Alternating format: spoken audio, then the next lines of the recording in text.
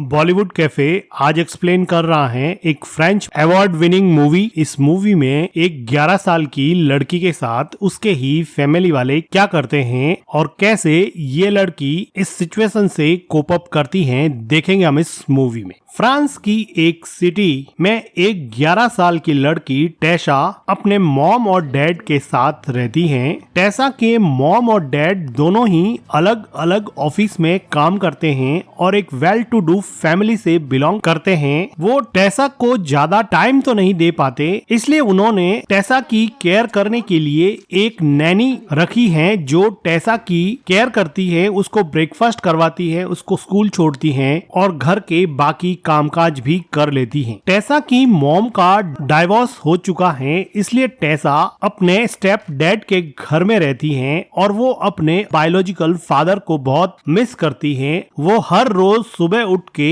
अपने टैब में अपने डैड की बनाई हुई डॉक्यूमेंट्री देखती हैं ताकि वो कुछ पलों के लिए अपने बायोलॉजिकल डैड को याद कर सके। टेसा अपने डैड को बहुत मिस करती है, लेकिन वो अपनी मॉम के डिसीजन के आगे कुछ नहीं कर सकती, इसलिए उसको अभी अपने स्टेप डैड और अपनी मॉम के साथ रहना पड़ रहा है। टेसा की मॉम को ये पसंद नहीं था कि उसका हस्बैंड यानी कि टेसा का डैड डॉक्यूमेंट्री फिल्म बनाए, क्योंकि उससे कुछ ज्यादा अर्निंग नहीं होती थी, इसलिए उसने उससे डिवोर्स ले लिया और अभी ब्रूनो यानी कि टेसा के स्टेप डैड से शादी कर ली है। लेकिन टेसा अपने बायोलॉजिकल डैड को इतना ज्यादा मिस करती हैं कि वो ब्रेकफास्ट टेबल पर भी अपने डैड की डॉक्यूमेंट्री देख रही हैं। टेसा अपनी नैनी को बताती हैं कि देखो मेरे डैड ने नई डॉक्यूमेंट्री बनाई है। को देखकर टेसा की नैनी भी कहती हैं कि बहुत अच्छी डॉक्यूमेंट्री है।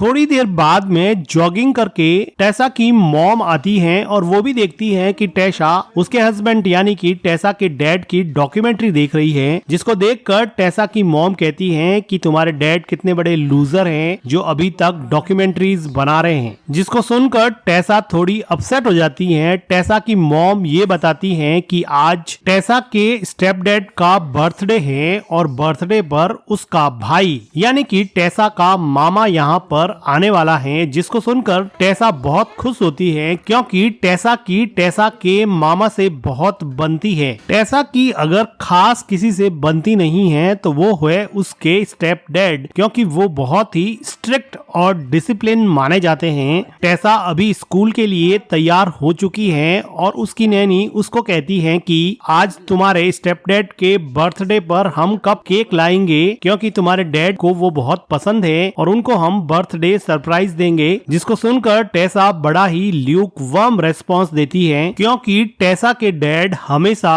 बहुत ही चिड़चिड़े और उखड़े स्वभाव के होते हैं। आज भी वो जूते सही तरीके से नहीं रखे होने की वजह से नैनी को बहुत डांट रहे हैं, लेकिन नैनी चुपचाप से जूतों को सही जगह पे रख के अब टेसा को स्कूल ले जाने की तैयारी करती है। अपनी मॉम के डिवोर्स के बाद में टेसा अगर किसी के साथ खुश रहती तो वो थी उसकी नैनी, जिसके साथ वो स्कूल जाते समय और कुछ अकेलेपन में उसके साथ टाइम बिताकर अपने आप को रिलैक्स करने की कोशिश करती, क्योंकि उसके मॉम और डैड दोनों ही अपने अपने काम में इतने ज्यादा बिजी रहते कि वो अपनी बच्ची पर बिल्कुल भी ध्यान नहीं देते और उसकी केयर टेकिंग के लिए एक नैनी रख ली। लेकिन उनको शायद ये नहीं पता कि माँ बाप की कमी कोई पूरी नहीं कर सकता, लेकिन टेसा के मन का दर्द कोई नहीं समझता। उसका स्कूल में भी कुछ खास मन नहीं लगता है। अब टेसा स्कूल से घर आकर अपना होमवर्क कर रही है तो वो सुनती है कि बाहर कोई आया है, जैसे उसके किसी जान पहचान वाले की आवाज हो।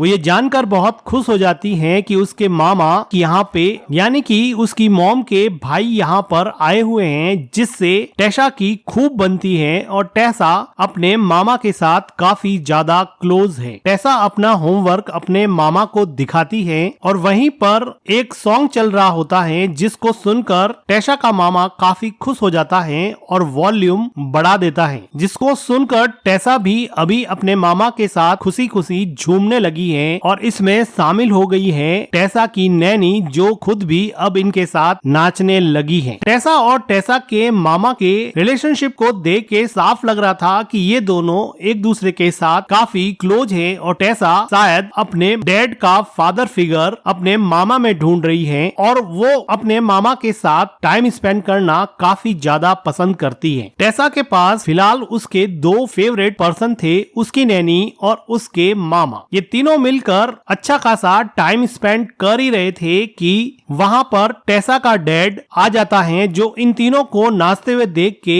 गुस्सा होने लगा है और टेसा का स्टेप डैड सॉन्ग को बंद करके पूछता है कि यहाँ पर क्या चल रहा है। तो टेसा का मामा टेसा के स्टेप डैड को हैप्पी बर्थडे विश करता है, जिससे टेसा के डैड को रियलाइज होता है कि उसका आज बर्थडे है, जिसकी वजह से लोग यहाँ पे इकट्ठा हो रहे हैं। तो वो अब थोड़ा चिल हो जाता है, लेकिन टेसा के डैड को देखकर टेसा अपने चिल्ड आउट मूड से बाहर निकल के वापस से उदास हो जाती है और अपने बिखरे हुए सामान को समेटने लगती है, जैसे उसको अंदर ही अंदर अपने डैड से बहुत ज्यादा डर लग रहा हो। अब रात हो चुकी है और टेसा के स्टेप डैड के बर्थडे की तैयारियां पूरी हो गई हैं और इनके जान पहचान वाले बहुत सारे गेस्ट यहाँ पर आए हुए हैं और सब एक दूसरे से बातें कर रहे हैं। टेसा का मामा टेसा के स्टेप डैड को कहता है कि मैं अपनी सिस्टर को नेक्स्ट टाइम मैराथन के लिए ले जाना चाहता हूँ, वो एक बहुत अच्छी रनर है। तो टेसा का डैड कहता है कि अच्छी बात है, तुम ले जा सकते हो, मुझे भी अब रनिंग स्टार्ट करनी पड़ेगी। कुछ देर बाद में टेसा का मामा यहाँ से चला जाता है और कुछ और गेस्ट आते हैं जो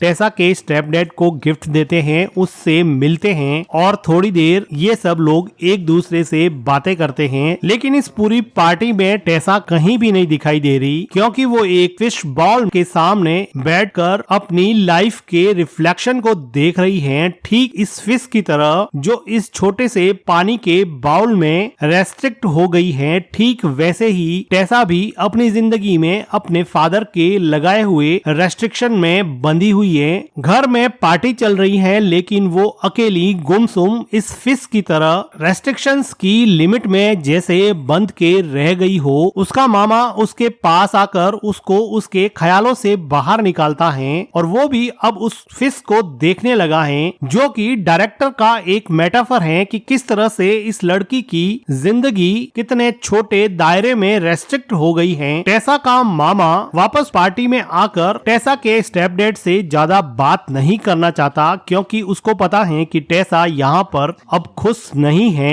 लेकिन टेसा के डैड को इस बात से कोई फर्क नहीं पड़ता, वो अपने गेस्ट के साथ ड्रिंक एंजॉय कर रहा है और खूब हंस हंस के बात कर रहा है। उसको नहीं फर्क पड़ता कि टेसा अकेली बैठी बैठी डिप्रेशन के उस गहरे गड्ढे में जा रही है, जिससे उसको निकालना काफी मुश्किल हो जाएगा। टेसा की मॉम अब टेसा को उसके बेडरूम में ले जाकर सुला देती है और गुड नाइट बोल के उसको फिर से अकेला छोड़ के बाहर पार्टी को एंजॉय करने चली जाती है। उसकी मॉम उसके चेहरे की उस मुस्कान को देखती है, लेकिन उसके पीछे छुपे दर्द को वो नहीं देख पा रही है। बाहर तो सारे गेस्ट मिलकर अपने डिनर को एंजॉय कर रहे हैं, लेकिन अकेली सो रही टेसा अपने परिवार में रहते हुए भी जैसे बिना माँ बाप की बच्ची की तरह अंदर ही अंदर घुट रही थी। यहाँ पर डिनर में सब लोग अपने अपने फेवरेट गेम की बातें कर रहे हैं, प्लेयर्स की बातें कर रहे हैं, लेकिन टेसा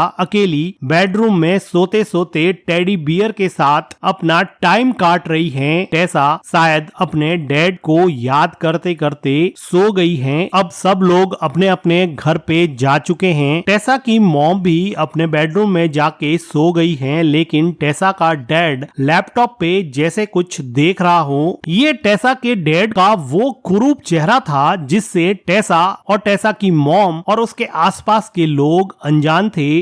टेसा का डैड अब उठकर टेसा के बेडरूम की तरफ बढ़ता है। थोड़ी देर तक टेसा के डैड के मन में अजीब सी कसमकस होती है कि वो टेसा के बेडरूम की तरफ जाए या न जाए, लेकिन कोई स्टेप डैड ऐसा क्यों सोचेगा? वो ऐसा तभी सोचेगा जब उसके मन में चोर छुपा होगा। पहले वो कुछ सोचता है और फिर चुपके से बेडरूम का दरवाजा खोलकर टेसा की तरफ बढ़ता है। टेसा के पास में जाने के बाद में टेसा का डैड काफी देर तक टेसा को देखता है और बाद में उसके ऊपर उड़े हुए कंबल को हटा देता है। टेसा अभी भी गहरी नींद में सो रही थी। टेसा का डैड अब टेसा के पास पास बैठ जाता है और अब वो टेसा को इनएप्रोप्रिएटली टच करने लगा है, जिसकी वजह से टेसा की नींद खुल जाती है। टेसा को समझ नहीं आता कि उसके साथ क्या हो रहा है और अपने डैड को ऐसी हरकतें करते हुए देख के वो शॉक हो जाती है, लेकिन वो अपने डैड से इतना ज्यादा डरती है कि वो चिल्ला भी नहीं सकती। वो आंखें बंद कर देती है क्योंकि उससे अब कुछ भी देखा नहीं जा रहा। वो अपने मामा के साथ बिताए हुए कुछ पलों को याद करने लगती है क्योंकि वो अपने स्टेप डैड के सामने कुछ बोल नहीं सकती थी, इसलिए वो इस मोमेंट से एस्केप करने के लिए अपने मामा के साथ बिताए हुए कुछ अच्छे पलों को आंख बंद करके याद करने लगी है और इस रियलिटी से एस्केप करने लगी है कि उसका स्टेप डैड उसको अब्यूज कर रहा है। वो अपने मॉम और डैड के सेपरेशन की वजह से पहले से ही बहुत ज्यादा दुखी थी, लेकिन इस डेविल स्टेप डैड ने उसके बचपन को जैसे तहस नहस कर दिया हो। कुछ समय के बाद में टेसा का स्टेप डैड उसको अब्यूज करके वहां से चला जाता है, लेकिन टेसा के लिए अब जिंदगी पूरी तरह से बदल चुकी थी। लेकिन टेसा के डैड को यहाँ पर कुछ भी फर्क नहीं पड़ता, उसकी तो जैसे आत्मा ही मर चुकी हो। अब सुबह हो चुकी है और टेसा के आंखों के आंसू भी सूख चुके हैं। वो पूरी रात सोई भी नहीं। उसके घर वालों के लिए अगली सुबह ठीक वैसी थी जैसी हर सुबह होती है। उसकी मॉम आज भी बड़े आराम से जॉगिंग करके आ रही है। किसी के लिए कुछ नहीं बदला है, लेकिन अगर किसी के लिए कुछ बदल गया है तो वो है टेसा, जिसके लिए अब जिंदगी पूरी तरह से अलग होगी। उसका नजरिया घर में हर आदमी को देखने का अब अलग ही होगा। टेसा को टेसा की नैनी बुलाती है कि तुम्हें स्कूल के लिए लेट हो जाएगा, तुम उठ जाओ। टेसा बोलती है कि मैं आती हूँ। टेसा सिर झुकाकर अपने बेडरूम से बाहर आती है और मायूस होकर अपने ही डैड के सामने बैठ जाती है। टेसा को ये मालूम था कि उसके बाप को उसके स्टेप डैड को कोई फर्क नहीं पड़ता। वो बेशर्मों की तरह अपनी डॉटर की तरफ देखता है, लेकिन उसके चेहरे पे गिल्टी का एक भाव नहीं है। टेसा देखती है कि नैनी वहाँ पर काम कर रही है और वो कह रही है कि जल्दी से तैयार हो जाओ, तुम्हें स्कूल जाना है। टेसा को समझ में नहीं आ रहा कि ऐसे माहौल में कोई बात उसकी नैनी से कैसे कहे, क्योंकि नैनी तो खुद उसके डैड से बहुत ज्यादा डरती है, इसलिए वो नैनी से तो कह ही नहीं सकती। उसकी मॉम भी अपने ऑफिस के लिए तैयार हो चुकी है और वो अपने काम में इतनी बिजी है कि वो अपनी बेटी की बात शायद ही सुनेगी। ऐसे माहौल में, ऐसे परिवार में अगर टेसा किसी से शिकायत करे तो किससे करे? वो सब कुछ भगवान भरोसे छोड़ देती है और यही हाल है दुनिया में कई बच्चों का। WHO के मुताबिक हर 5 में से एक लड़की चाइल्ड एब्यूज का शिकार होती है और इसमें से एब्यूज करने वाले ज्यादातर उन्हीं के आसपास के रिश्तेदार या फिर नजदीकी पेरेंट्स होते हैं और इन्हीं में से एक थी टेसा। इस मूवी को डायरेक्ट किया है एमिली बॉर्बल्ट ने, जो कि एक फीमेल सेलिब्रेटेड डायरेक्टर हैं और इस मूवी को कई फिल्म फेस्टिवल में अवार्ड्स मिले हैं और इसी के साथ ये मूवी एंड हो जाती है। मूवी का एक्सप्लेनेशन अगर आपको अच्छा लगा हो तो वीडियो को लाइक कीजिएगा, हमारे चैनल को सब्सक्राइब कीजिएगा and thank you for watching.